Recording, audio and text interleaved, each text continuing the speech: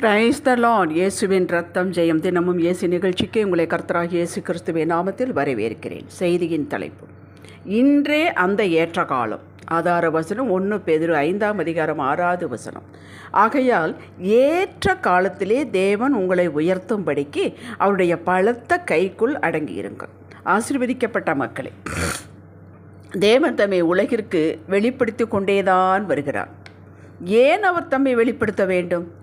மனு மக்களுக்காகத்தான் சகலத்தையும் படைத்தார்.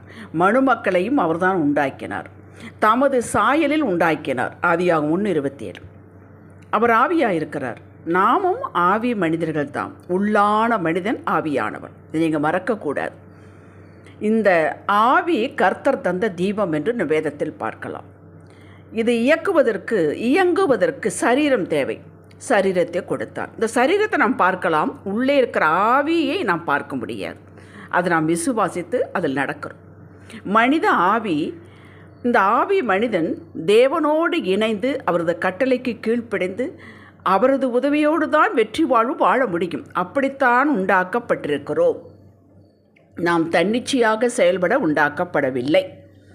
நமக்கு ஒரு ஆத்துமாவையும் கொடுத்துள்ளார். அதாவது நம்முடைய மனம், உணர்வு, சித்தம், இந்த மூன்றும் இணைந்தது தான் ஆத்துமா என்று சொல்கிறோம்.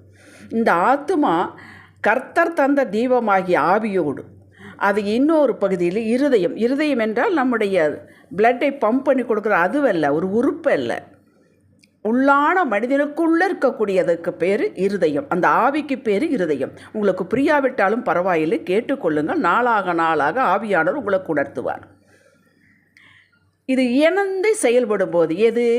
நம்முடைய ஆத்துமாவும் கர்த்தர் கொடுத்தது தான் நம்முடைய ஆவி, அதுதான் நம்ம இருதயம் என்று சொல்கிறோம். உள்ளான மனிதன இருதயம், அதுவும் இணைந்து செயல்பட வேண்டும். இவைகளெல்லாம் தேவனுடைய ஆவியோடு இணைந்திருக்க வேண்டும். இந்த இணைப்பு ஒரே நேர்கோட்டில் இருக்க வேண்டும். அப்பொழுது நம்முடைய சிந்தனை ஆவிக்குரியதாகவே இருக்கும். இந்த மாமிசத்தின்படி நாம் சிந்திக்க மாட்டோம், கவலைப்பட மாட்டோம். அப்பொழுது நாம் ஆண்டவரை மகிமைப்படுத்துகிறோம். இது இணையும் பொழுது மகிமைப்படுத்துகிறோம், கனப்படுத்துகிறோம். நமக்கு ஒரு அன்பு அவர் மேல் வருகிறது. இதற்காகத்தான் நாம் தேவனால் முன்குறிக்கப்பட்டு அழைக்கப்பட்டிருக்கிறோம். இதை புரிந்து கொண்டு செயல்படும் பொழுது, பேசும் பொழுது, சிந்திக்கும் போது, அமைதி காக்கும் போது அவருடைய மகிமையின் வெளிச்சம் நம்மேல் உதிக்கிறது. ஏசாயா 60 1-2. இது நித்திய வெளிச்சம். இந்த ஆத்துமா தன்னிச்சையாக செயல்படவும் முடியும். அதாவது தேவ ஆவியோடு நம் ஆவி இணைந்திருக்கிறது அல்லவா, அந்த இணைப்பை துண்டித்து கொள்ளவும் இந்த ஆத்துமாவினால் முடியும். இதுதான் மனம் போன போக்கில் போவது என்பது. மனம் என்ன சொல்லுகிறதோ அதன் பின்னாடியே நாம் போவது. அது நம்முடைய கட்டுப்பாட்டில் இல்லாமல் இருப்பது. அது யாருடைய வேணாலும் பேசும், எங்கே வேண்டுமானாலும் போகும். அதனால் முடியும். ஆதாம் ஏவாள் இப்படி செயல்பட்டதால் தான் இந்த மகிமையின் வெளிச்சத்தை இழந்தார்கள், ஆளுகையும் இழந்தார்கள். இப்போது அவர் நமக்கு தந்த ஆவி தேவனோடு இருந்தது இல்லைங்களா? முதல்ல இணைந்து இருந்தது. அது இப்படி துண்டிக்கப்பட்டு கீழ்ப்படியாமல் போனதினால் அந்த ஜீவ ஒளி, அந்த மகிமையின் ஒளி துண்டிக்கப்பட்டு விட்டதால், பாவம் மேற்கொண்டு விட்டதால் அந்த ஆத்துமா இருளடைந்தது. ஆவி மரித்து போகிறது. எந்த ஆவி? கர்த்தர் நமக்கு கொடுத்தாரே தீபம் என்று சொல்லுகிறோமே, உள்ளான மனிதன் இருதயம் என்று சொன்னேனே, அது மரித்து போய்விட்டது. அந்தகாரமாயிற்று. இருட்டில் தடவி நடப்பது போல நம் வாழ்வு போய்விட்டது. காலம் நிறைவேறின போது தேவன் தமது ஒரே பேரான குமாரனை ஜீவ பலியாக ஒப்பு கொடுத்து சர்வலோக பாவங்களை இயேசு தன்மேல் ஏற்றுக்கொண்டு ரட்சிப்பை கொடுத்தார்.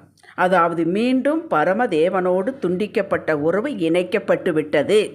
நாம் இணைப்பில் இருக்கிறோம், மறக்காதீர்கள். அவருடைய இரத்தத்தினால் இது கிடைத்தது. இது அவருடைய கிருபையினால் நம்முடைய விசுவாசத்தை கொண்டு நடந்தது. இது நடந்துவிட்டது என்பதை நாம் விசுவாசிக்க வேண்டும். இப்போது மறுபடியும் அந்த மகிமையின் ஒளி நமக்கு வந்துவிட்டது. ஆவி உயிர்ப்பிக்கப்பட்டு விட்டது. நம்முடைய ஆவி ஆண்டவர் கொடுத்திருந்தார் இல்லையா, மரித்து போய் இருந்தது இல்லையா, அது உயிர்ப்பிக்கப்பட்ட உடனே அது தேவ ஆவியோடு இணைந்து கொள்ளுகிறது. இந்த இணைப்போடு நம்ம ஆத்துமா இணைய வேண்டும், மனம் இணைய வேண்டும். அதுதான் பிரச்சனை. 1 பேதுரு 1 அதிகாரம் 4 23 வாசியுங்கள், உங்களுக்கு உதவியாக இருக்கும். ரட்சிக்கப்பட்ட நம்மிடம் ஆவி உயிர்க்கப்பட்ட நம்மிடம் நம் மூலமாக நமக்காக கர்த்தர் பெரிய காரியங்களை செய்து இவைகளை பார்ப்பவர்கள் இந்த தகப்பன் எனக்கும் வேண்டும் என்று வரவேண்டும் என்பதற்காக நம்மை உயர்த்தி நம் மூலமாக தாம் மகிமைப்பட்டும் தாம் படைத்த மக்களை தம்மிடம் சேர்த்து கொள்ளவுமே இத்தனையும் செய்கிறார். இதற்காகத்தான் தம்மை வெளிப்படுத்துகிறார். சகலத்தையும் படைத்து வெளிப்படுத்திவிட்டார். நோவா காலத்தில் அக்கிரம மிகுதியானதனால் மனுக்குலத்தை அழித்து கீழ்ப்படிந்த 8 பேரை மட்டும், நோவா குடும்பத்தை மட்டும் மறுபடியும் உலகத்துக்கு துவக்கி வெளிப்படுத்தினார். அன்று வெளிப்படுத்தினார், இன்றும் வெளிப்படுத்துகிறார். தற்போது இந்த உயர்த்தும் திட்டத்தில்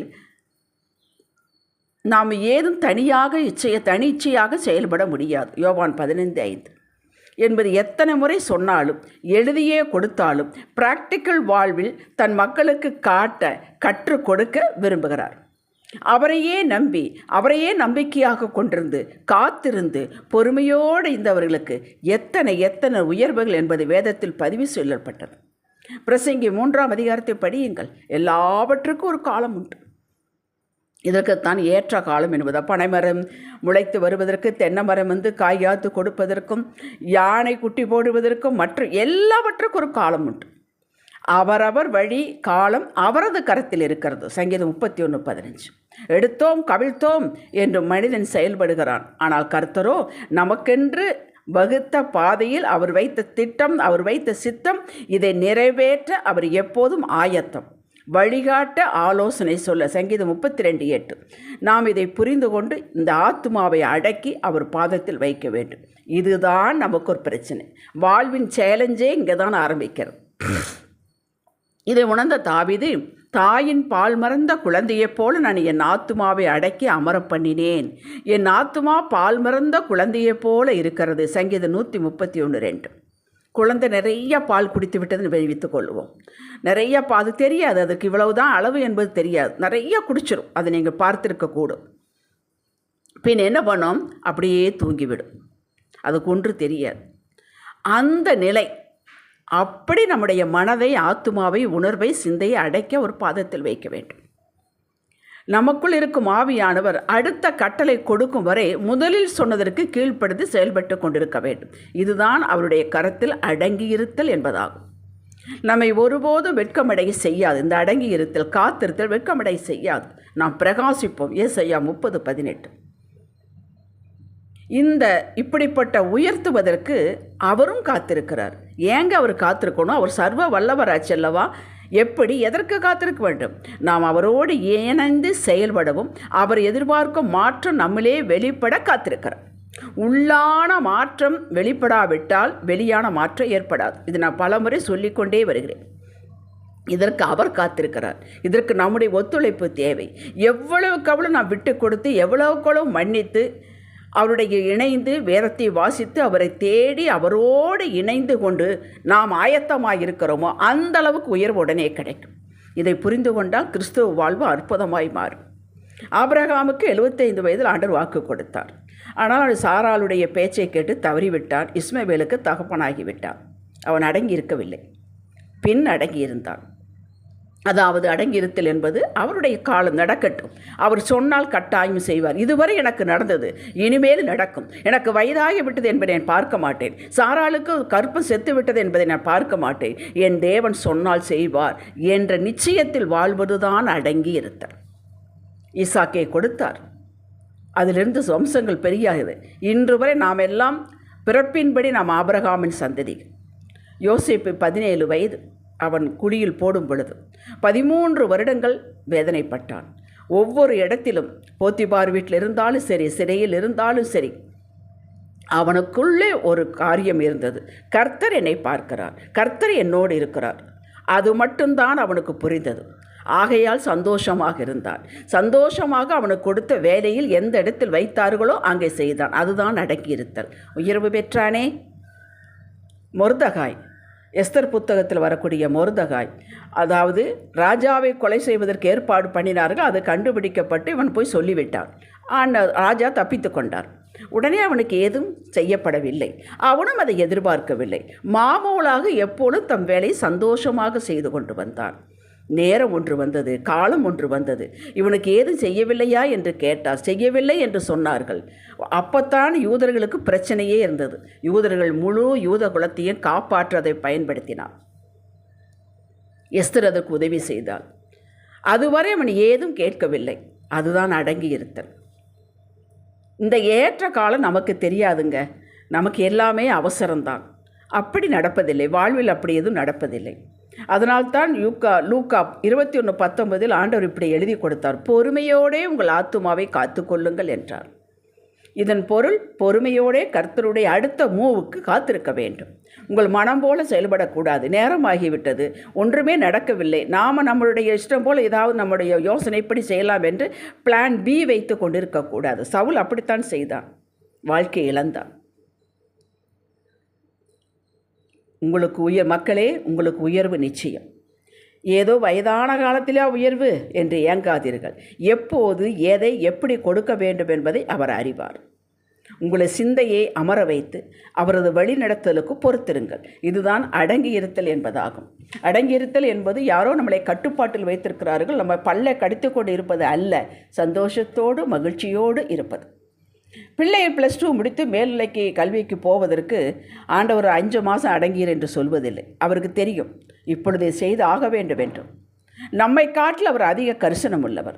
தானியேல் 3ஆம் அதிகாரத்தில் அக்கினிக்குள் போடப்பட்ட 3 நண்பர்கள், தானியேலுடைய 3 நண்பர்கள், கொஞ்சம் அடங்கியிருங்கப்பா என்றால் சொன்னார். உடனே 4வது நபராக உள்ளே இருந்து வெளியே கொண்டு வந்தார், பாதுகாத்தார். அக்கினிக்குள்ளே உலாவினார், வெளியே கொண்டு வந்தார். இதுதான் அவசர காலம், ஆபத்து காலம். இப்படிப்பட்ட நேரத்தில் நீங்கள் மனதை நினைக்கும் போதே வந்து விடுவார். இதை நம்புங்கள். இதுதான் விசுவாச வாழ்வு. விசுவாச வாழ்வு என்பது ஒரு அற்புத வாழ்வு. அதில் வாழ்ந்து பாருங்கள். அவரையே நம்பிக்கையாக கொண்டு வாழ்கிற உங்களை உயர்த்தி உங்களுக்கு உலகத்திற்கு காட்டாமல் விடவே மாட்டார். அந்த உயர்வு அற்பமாய் சொற்பமாய் அல்லங்க, நீங்கள் கிரகிக்கக்கூடாத பெரிய காரியங்களை அவர் செய்கிறார். யோபு 37:5 படியுங்கள். ஒரு வினாடி கூட தாமதம் செய்ய மாட்டார், ஒரு வினாடி முன்னாடியும் செய்ய மாட்டார். ஏற்ற காலம் அவருக்கு தெரியும். ஆபகூக் 2:3. அவரோடு நாம் இணைந்திருக்கிறோம். எதற்காக கவலைப்பட வேண்டும்? அவர் அனந்த ஞானம் கொண்டவர். தற்போது பார்ப்பதற்கு ஒன்றுமே நடக்காது போல உங்கள் கண்ணிற்கு பட்டாலும் மனதிற்கு பட்டாலும் அந்த காணாத மண்டலத்தில் உங்களுக்காக அவர் காய்களை நகர்த்தி கொண்டிருக்கிறார். இது விசுவாசியுங்கள். இப்பொழுது ஆமன் என்று சொல்லுங்கள். அவரது பலத்த கரம் அதுவரை உங்களை பாதுகாக்கும். எதுவரை? அந்த ஏற்ற காலம் வரை பாதுகாக்கும். உள்ளே உருமாற்றம் செய்யும். சோர்ந்து போவீர்கள் என்றால் உங்களை இதை குற்றப்படுத்தாது. இது மனிதர்களுக்கு வரக்கூடிய சோர்வு தான். உடனே தூக்கி எடுத்து நிறுத்துவார். நீ ஏன் சோர்ந்து போனாய், நானே வாக்கு கொடுத்திருக்கிறேன் அல்லவா என்று மிரட்டவெல்லாம் மாட்டார். அவருக்கு தெரியும் மனிதர்கள் இப்படி சோர்ந்து போவார்கள் என்று. அவிசுவாசம் வரும் என்று தெரியும். இதில் எல்லாவற்றையும் நீங்கள் குற்றப்படுத்தி கொள்ளாதீர்கள். அது அன்பின் கரமுங்க, உங்களை அரவணைத்து செல்லும். அதுவரை பிடிக்காத ஒத்துவராத மேலதிகாரிக்கு நாம் தாழ்மையோடு கீழ்ப்படிந்து தான் நடக்க வேண்டும். நமக்கு மேலே ஒரு அதிகாரி இருக்கிறார், நமக்கு ஒத்து வரவில்லை என்றாலும் அந்த அதிகாரம் கர்த்தரால் கொடுக்கப்பட்டது. ஆகவே நாம் கீழ்ப்படிந்து தான் ஆக வேண்டும். இதுதான் அவரது கருத்துக்குள் அடங்கி இருப்பது என்பதாகும். அடையாளம் முறுமுறுக்காமல் நன்றி உள்ளத்தோடு முகமலர்ச்சியோடு நம் வேலையை பார்ப்பதுதான் அவர் பலத்த கைக்குள் அடங்கி இருக்கிறோம் என்பதற்கு அடையாளம். காலையில் அவரை தேடுவது, வீட்டில் ஆர்கியூமெண்ட் ஆரம்பித்தால் விட்டு கொடுப்பது, பொறுமையோடு இருப்பது, விசுவாச வார்த்தைகளை பேசுவது, முடிந்தது என்ற நிலையே வந்தாலும் இல்லை கர்த்தர் இதை மறுபடியும் எடுத்து நிறுத்துவார் என்று சொல்வது. இப்படிப்பட்ட பிரச்சனைக்கு நீதான் காரணம், இல்லை அவங்க தான் காரணம், இவங்க தான் காரணம் என்று பாலை தூக்கி போடாமல் நிதர்சனத்தை ஏற்றுக்கொண்டு எந்த வினாடி எனக்கு ஒரு விடுதலை வரும் என்று தீர்க்கமாக சொல்லி எதிர்பார்த்திருப்பது, இவை யாவுமே அவருடைய பலத்த கைக்குள் அடங்கி இருக்கிற அடையாளம். மோசேக்கு வந்தது, அவன் எவ்வளவு ஒரு அமைதியாக இருந்தார். எத்தனை பிரச்சனை அவனுக்கு. 25 லட்சம் பேர் நடத்தி கொண்டு போது ஒரு சாதாரண காரியமா? யோசேப்பு சிறையிலிருந்து விடுதலை மட்டுமா வந்தது? அவன் விடுதலை தான் கேட்டான். இந்த சிறையிருப்பிலிருந்து விடுதலையானால் போதும் என்று தான் கேட்டான். யாரும் நினைவாத உயர்வு வந்தது. அப்படி உங்களுக்கு வரும். இப்போது நீங்கள் கர்த்தரின் செட்டையில் நிலையில் தான் இருக்கிறீர்கள், வெளியிலே இல்லை. இதில் ஆரோக்கியம் உண்டு, மனமகிழ்ச்சி உண்டு. நீங்கள் உன்னதமான மகன் என்பதை அவர் நிரூபிக்காமல் விடமாட்டார். அதை நீங்கள் நிரூபியுங்கள் தினமும். ஒரு நாளை பல்லை கடித்து கொண்டு கடத்தாதீர்கள். இந்த நாட்கள் மீண்டும் வராது. நிதானமாக, ஆனந்தமாக, அர்ப்பணிப்பின் நாட்களாக செலவழியுங்கள். காலம் கனிந்து வெந்துவிட்டது. சீக்கிரம் உயர்வடைவீர்கள். அந்த ஏற்ற காலம் வந்துவிட்டது. அல்லேலூயா. ஜெபிக்கலாம். ஆம் தகப்பனே, நாங்கள் உன்னதமானவருடைய நிழலில், கிருபையின் நிழலில் இருக்கிறோம். காலத்தின் மகத்துவத்தை அறிந்தவர், அதனதன் காலத்தில் எல்லாவற்றையும் நேர்த்தியாக செய்கிறவர். எங்கள் வாழ்வில் சகலத்தையும் நாங்கள் விரும்புவதற்கு மேலாக, கேட்டதற்கு மேலாக, ஆசைப்பட்டதற்கு மேலாக செய்யப்போவதற்காக ஸ்தோத்திரம். நிச்சயம் நடக்கும். நாங்கள் விழுந்தாலும் எழுந்தாலும் நடந்தாலும் ஓடினாலும் உடைய கருத்துக்கள் இருக்கிறோம் தகப்பனே. உயர்வடைவோம், மேன்மை அடைவோம், சிறப்பு அடைவோம், சாட்சியாக வாழ்வோம். இயேசுவின் நாமத்தில் அறிக்கை செய்கிறோம் எங்கள் அன்பின் பிதாவே. ஆமேன். அல்லேலூயா.